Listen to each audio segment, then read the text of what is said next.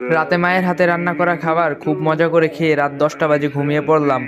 সকাল হয়ে গেল, ঘুম থেকে উঠলাম না। আরামে ঘুমাবো বলে মাও ডাকলো না। দুপুর হয়ে গেল, ঘুম থেকে উঠলাম না। এবার মা অনেক ডাকলো, উঠলাম না।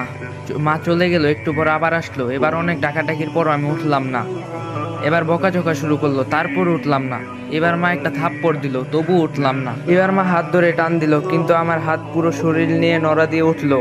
শরীর আমার পাথর নয়, পুরো শক্ত হয়ে গেছে। মা কিছু না বলে চুপ করে রুম থেকে বাবাকে ডেকে নিয়ে আসলো, কিন্তু বাবা আমাকে অনেক ডাকার পরও আমি উঠলাম না। এবার বাবা চোখের পানি ফেলে দিয়ে বলল, উঠে আয়, তোকে আর কোনোদিনও কিছু বলবো না। যেভাবে করে থাকতে চাস ওভাবেই থাকিস, তবু উঠে আয়। তোকে আজকে আমি ল্যাপটপ কিনে দেব। আমি অবাক হয়ে দেখছি, বাবা এত করুণা করে আমাকে কোনোদিনও বলে নাই, অথচ আজ বলছে। আমি উঠে আসতে চাচ্ছি, কিন্তু পারতাছি না। ওইদিকে বাবা নানান রকম লোক দেখিয়ে বলছে, উঠে আয়। একটু পর আমার বাড়িতে অনেক মানুষ চলে আসলো। ওইদিকে মা অনেক কান্না করতেছে। মাকে কেউ সান্ত্বনা দিচ্ছে, কেউ বাবাকে, কেউ ভাইকে, কেউ বোনকে নানান রকম কথা বলে বোঝাচ্ছে। একটু পর কয়েকজন এসে আমাকে খুব যত্ন করে বিছানা থেকে নামিয়ে লোহার শক্ত খাটিয়ায় শুয়ে দিল। আমি কাঁদতাছি আর বলতাছি, পেটে খুব ব্যথা লাগছে, নামাও এখান থেকে আমাকে। কেউ আমার কথা শুনছে না। একটু পরেই মানুষগুলো গরম পানি নিয়ে এসে আমার শরীরে কিছু পানি ঢেলে দিল। ইস, আমার শরীরটা পুড়ে যাচ্ছে বলে চিৎকার করছি, কেউ আমার কথা শুনছে না। আমাকে পরম যত্ন করে গরম পানি দিয়ে খুব সুন্দর করে ঢেলে ঢেলে ধুয়ে দিচ্ছে। আমি কাঁদতাছি, আমাকে গরম পানি দিও না, আমার শরীর পুড়ে যাচ্ছে।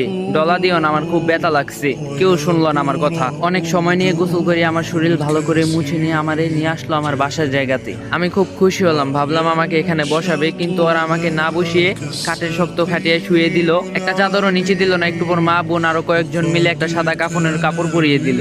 মা অনেক আদর করে আমার মুখে হাত বুলিয়ে দিচ্ছে আর কাঁদতাছে।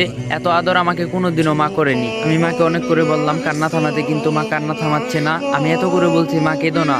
মা কিছুতে আমার কথা শুনছে না। একটু পর কয়েকজন এসে আমার পা মাথাটা বেঁধে দিল। আমি এত করে বললাম আমার বাঁধনটা খুলে দাও, কেউ আমার কথা শুনলো না। মাকে সরিয়ে দিয়ে আমাকে নিয়ে যেতে লাগলো। মা কিছুতে আমাকে নিয়ে যেতে দিচ্ছে না। আমার ভাই বোন সব চুপ করে দাঁড়িয়ে কাঁদছে, আর কিছু বলছে না। কত করে বলছি ডিস্টার্ব করিস না, আমাকে একজনও শুনলো না। কেঁদে চলছে। একটু বেশি ঘুমালে বাবা বকা দিত, কিন্তু এখন চুপ করে দাঁড়িয়ে চোখের পানি মুছতাছে। আর একটা বকাও দিল না আমাকে। মাকে জোর করে সরিয়ে দিল কয়েকজন, আমাকে নিয়ে অনেক মানুষের সামনে শুয়ে দিল একটা ছায়া। তারপর জানাজা পড়ালো। আমার জানাজা শেষ নিয়ে গেল আমাকে একটু দূরে একটা মাটির গর্তে রেখে আসলো। বাবা আর ভাই দুজনে মিলে মাটির গর্তে নেমে আমাকে কোলে করে তুলে নিয়ে মাটির গর্তে শুয়ে দিল। একটা বালিশ চাদর কিছুই দিল না, একটা লাইটও দিল না। আমার পা আর মাথার কাছের বাঁধনগুলো খুলে দিল। আমার উপর খুব তাড়াহুড়ো করে কিছু কাঁচা বাঁশ দিয়ে ঢেকে দিল। তার উপর কি কি দিল আমি কিছুই দেখতে পারছি না। যতই সময় যাচ্ছে মাটির গর্তে অন্ধকার নেমে যাচ্ছে। আমি চিৎকার করছি আর বলছি, আমাকে এখান থেকে বের করো, আমার খুব ভয় করছে, কিছুই দেখতে পারছি না। একটু পরে আমার উপর